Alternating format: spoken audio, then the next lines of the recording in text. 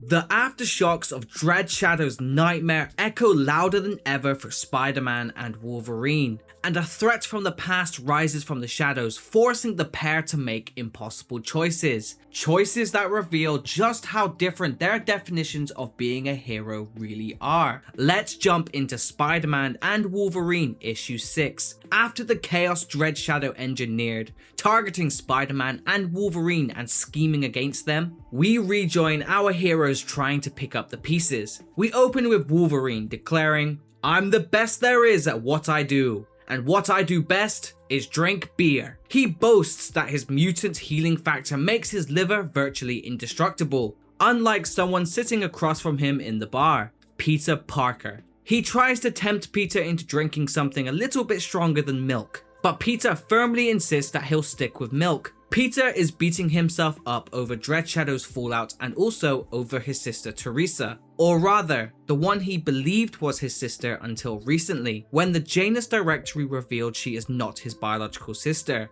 Peter is devastated by this revelation, as he thought Teresa was the last piece connecting him to his parents. When Wolverine asks if that really is the only thing that's bothering him, Peter snaps, "I'm sorry, I thought you killed my parents. How many times do you want me to say it?" Wolverine replies, "Well, I wasn't asking for that, but a couple more times wouldn't hurt." They shift back to the encounter with Dreadshadow.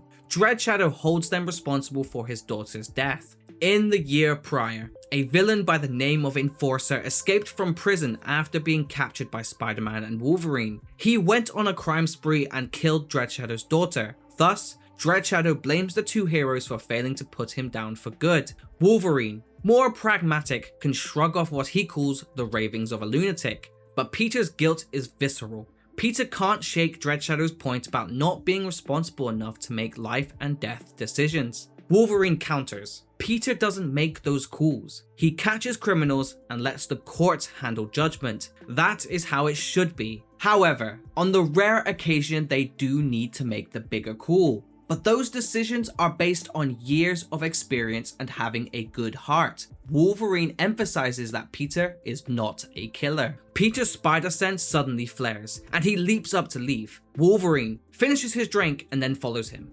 Outside the bar, they approach a police-cordoned construction area. Peter is told it's a construction accident, nothing of concern. When Wolverine intervenes and intimidates an officer, more slips out. A working crew on the 2nd Avenue line extension claims some animal got loose down there. Peter wants to investigate.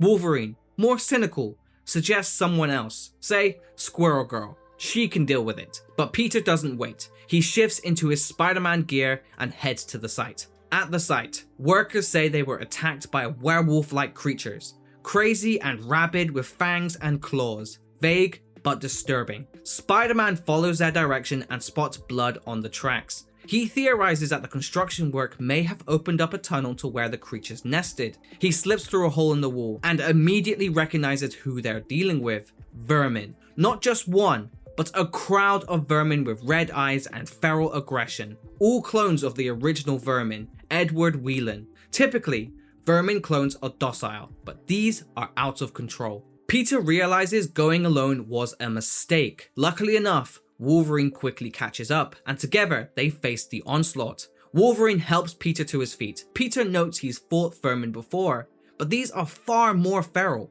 At this point, Wolverine sniffs out pheromones thick in the air, tempting him to fall into a berserker rage. The Vermin are being manipulated. He volunteers to track their source. Spider-Man hesitates, afraid Logan might go berserk, but their resources are limited and they have no better plan. Wolverine traces the scent and notes this area once belonged to the Morlocks, underground mutants who lived in the tunnels. They approach an abandoned train car surrounded by vermin. Wolverine confirms the pheromone scent is strongest inside. As Spider-Man remarks that at least they haven't been noticed yet, the vermin turn and swarm them.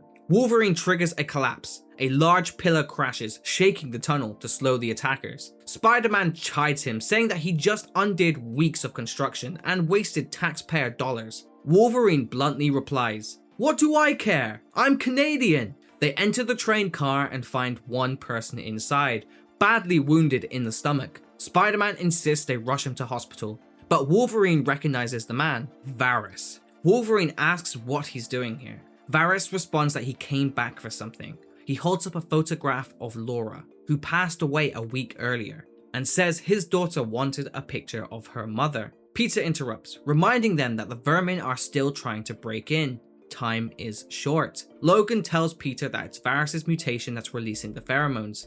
That's why it's strongest in here and he's having trouble seeing straight. Spider-Man suggests taking him to the hospital to both help him and remove the pheromone effect from the Vermin, but Logan replies stating that Varys is in no condition to be moved. Outside, the Vermin are furious, relentlessly clawing to find a way to enter. Wolverine tells Peter to buy time while he deals with Varys. Peter steps out. Wolverine tries talking to Varys, warning him that he'll die if he's moved with that gut wound. Varys replies that he's going to die anyway. He'd rather not add innocent deaths to his conscience. Wolverine asks, "Are you okay with that?" And Varys confirms that he is. Back outside, Spider-Man is faltering under the Vermin's pressure. He is being overrun and has just run out of web fluid. Varys has a request for Wolverine. He hands over the picture he came to the tunnels to retrieve and asks him to give it to his daughter Nihal. Just when things look hopeless for Spider-Man, the Vermin suddenly all calm down, as if switched off. Spider-Man turns to see Wolverine and doesn't ask what happened. Part of him already knows, and the other part doesn't want to know. Wolverine says simply, he's gone. At the Vermin's sudden pacification, Peter guesses what's implied. Wolverine asks what to do with the Vermin now that they're docile. He says he'll call damage control or pest control or someone like this. This is when Peter asks, "Logan, did you..." Wolverine steps in and says, "Like I told you, our job means making life and death choices." Peter doesn't respond. He quips once again, saying they definitely need to get pest control down here. Wolverine agrees, but the only thing that he needs right now is another beer. And if you're still craving more Spider-Man content, then make sure to check out my Spider-Man playlist or check out the rest of my channel where I upload content just like this every single week. But for the meantime, peace, peace, peace.